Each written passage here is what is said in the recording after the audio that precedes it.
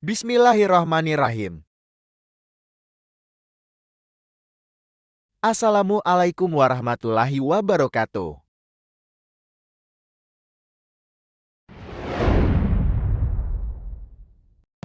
والعجيب أن المبتدئين في هذا الدين والمتوسطين والمنتهين كلهم يأخذون من معين واحد ويشربون من أصل واحد.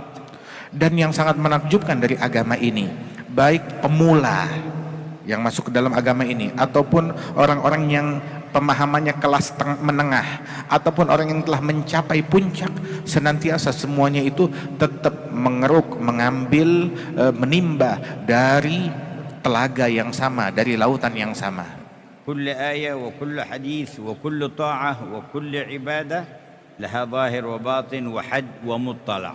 Setiap ayat, setiap hadis, setiap kebaikan, setiap ibadat, semuanya memiliki batin, memiliki zahir, memiliki batasan dan juga pencapaian yang tiada puncak. وذكر لنا المثال بكلمة التوحيد لا إله إلا الله. Disebutkan permisalan kita mengucapkan kalimat tauhid, kalimat la ilaha illallah. فالمبتدئون من عموم المسلمين والمؤمنين المعنى عندهم الذي في قلوبهم عندما يقولون لا معبود بحق إلا الله. Ketika mengucapkan la ilaha illallah, pemula kaum mukminin ketika mengucap la ilaha illallah, makna yang tersirat, yang terlintas dalam batinnya, makna tersebut adalah tidak ada Tuhan yang berhak untuk disembah melainkan hanya Allah. وأهل الإحسان مع تحققهم بهذا المعنى مضاف إليهم أيضا عندما ينطقون بلا إله إلا الله استشعار معنى لا مقصود إلا الله.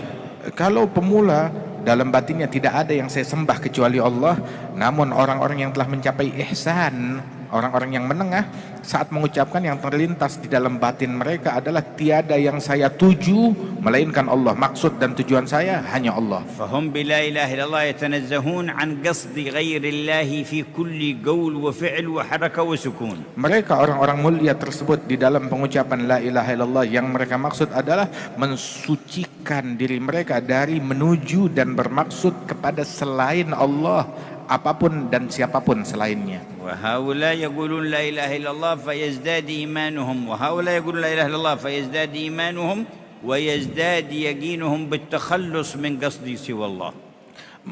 Dari kelompok tersebut mengucapkan la ilaha illallah, kelompok ini mengucapkan la ilaha illallah dari kelas-kelas yang berbeda, tetapi masing-masing saat mengucapkannya bertambah iman mereka, bertambah yakin mereka kepada Allah Ta'ala, bertambah pendekatan mereka kepada Allah. وأهل المعرفة الخاصة من ورائهم يقولون لا إله إلا الله ومعهم معنى لا معبود ولا مقصود إلا الله ومعهم زيادة يستشعرون عندما يقولون لا إله إلا الله لا موجود إلا الله، أي لا موجود بذاته ولا حقيقة في الوجود إلا لله الموجود وما سواه فخلقه وفعله. Dan orang-orang yang telah mencapai puncak daripada ahli irfan yang memiliki ma'rifah kepada Allah Ta'ala yang khusus, ketika mereka mengucapkan la ilaha illallah, mereka pun yang tersirat di batin mereka, selain tidak ada yang saya sembah kecuali Allah, tidak ada yang saya maksud dan saya tuju kecuali Allah.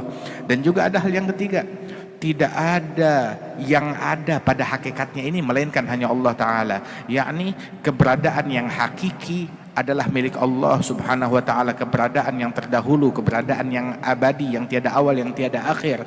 Bahkan di dalam sifat, di dalam perbuatan enggak ada melainkan hanya Allah Subhanahu wa Ta'ala. فنحن والأرض والسماء وما بينها لم تكن موجودة وهي حادثة فوجودها حدث بإيجاد الله تعالى وكلها تقبل العدم فأين الوجود الحقيقي لله وحده. Dan kita semua dan juga langit dan bumi dahulu tidak ada, namun diadakan oleh Allah Subhanahu wa Ta'ala. Allah yang mengadakan kita semuanya, maka keberadaan kita adalah dengan diwujudkan oleh Allah Ta'ala, tapi wujud yang hakiki hanyalah milik Allah Subhanahu wa Ta'ala. وأهل هذه المرتبة العالية يغوصون في معنى لا موجود إلا الله فيستقر في قلوبهم نور الشهود الذي قال عنه زين الوجود أصدق كلمة قالها الشاعر كلمة لبيد ألا كل شيء ما خلا الله باطله فيحدث عندهم معنى لا إله إلا الله لا مشهود إلا الله. pernah diucapkan seorang penyair adalah kalimatnya Labid yang berkata, ketahuilah bahwasanya segala sesuatu selain Allah adalah akan sirna, sia-sia dan batil dan akan menjadi ketiadaan. وكلنا نقول لا إله إلا الله ولكن في أي المراتب كل واحد منا. Kita semua berucap la ilaha illallah, tetapi kita mengucapkannya dalam martabat dan kelas yang mana? بكثرة تكريرها مع الحضور يرتقي الإنسان في هذه المراتب. Dengan banyak mengulang-ulangnya disertai pemahaman dan kekhusyuan, dia akan mencapai pencapaian yang tinggi, akan menapaki, menanjak kepada tangga-tangga pengenalan kepada Allah yang lebih tinggi. وبتلقيها عن المتحققين بها يسهل العبور إلى الارتقاء في مراتبها. Dan dengan menerimanya kalimat tersebut kepada orang-orang yang telah mencapai hakikatnya, maka akan lebih mudah bagi orang itu, bagi muslim itu untuk menapaki, menjajaki peringkat-peringkat pengenalannya. وأعظم من قالها من الخلق وأعلى من تحقق بها رسول الله محمد صلى الله عليه وسلم. Dan makhluk yang paling teragung di dalam mengucapkan kalimat ini dan mencapai hakikatnya yang tertinggi adalah Nabi kita, Nabi Muhammad sallallahu alaihi wasallam. خصه الله تعالى بتحقيق علمها وقال في القرآن فاعلم أنه لا إله إلا الله. Allah Ta'ala memberikan hakikat ilmu la ilaha illallah kepada Nabi Muhammad, hingga Allah mengatakan kepada Nabi Muhammad, fa'lam, wahai Muhammad ketahuilah bahwasanya la ilaha illallah, diajarkan saat itu oleh Allah Ta'ala. وتلقاها عنه الصحابة فهم أولى الأمة بالتحقق بها لأنهم أخذوها من لسان أعظم متحقق بها. Dan para sahabat Rasulullah, mereka talaqi langsung kalimat ini dari Nabi Muhammad yang merupakan pakar yang paling ahli di antara semua makhluk akan kalimat ini, maka sehingga para sahabat yang bertalaqi dari sumbernya, mereka menjadi pakar-pakar yang paling mengerti di antara umat ini akan kalimat la ilaha illallah. وروى الإمام أحمد في مسنده أن رسول الله صلى الله عليه وسلم كان عنده مجموعة من أصحابه فقال هل فيكم غيركم يعني من أهل الشرك واليهود قالوا لا، فأمرهم أن يرفعوا أيديهم ويقولوا لا إله إلا الله، فلقنهم إياها 3 مرات فلما قالوها قال إن الله قد غفر لكم. Diriwayatkan oleh Imam Ahmad di dalam musnad beliau bahwasanya Nabi Muhammad sedang duduk bersama para sahabat. Kemudian Nabi bertanya, apakah ada di antara kalian orang-orang selain kelompoknya kita, selain kalian, yakni adakah di antara kalian orang non-muslim ataupun juga orang munafikin? Maka bilang, tidak ya Rasulullah, ini kita semua adalah orang-orang yang kepercayaanmu, orang-orang terdekat dengan Rasulullah. Maka Nabi pun berkata kepada mereka, mentalkinkan kalimat la ilaha illallah sebanyak 3 kali, dan tiap kali mengucapkannya diikuti oleh para sahabat. Setelah 3 kali itu Nabi berkata, ketahuilah bahwasanya saat ini Allah telah memberikan ampunannya kepada kalian semua. وفي تبعيته والاقتداء به كما قالها لأصحابه وقالوها بعد نقولها كذلك. Dan dalam rangka mengikuti Nabi Muhammad dan menyambung dengan lisannya Nabi Muhammad dan juga menyambung dengan para sahabatnya Nabi Muhammad, maka kami akan melantunkan kalimat ini dan kita ikuti semuanya kalimat tersebut. ونرفع أيدينا ونقول لا إله إلا الله La ilaha illallah لا إله إلا الله La ilaha illallah لا إله إلا الله La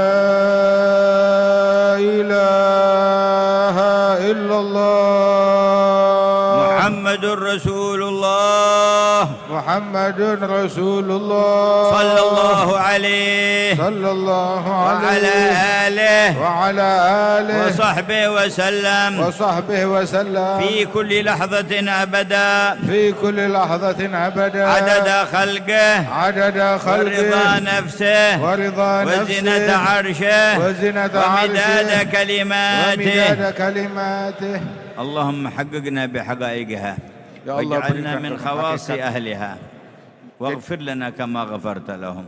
Jadikan kami sebagai orang-orang yang khusus dari ahlinya, dan ampunkanlah kami sebagaimana Engkau ampunkan mereka.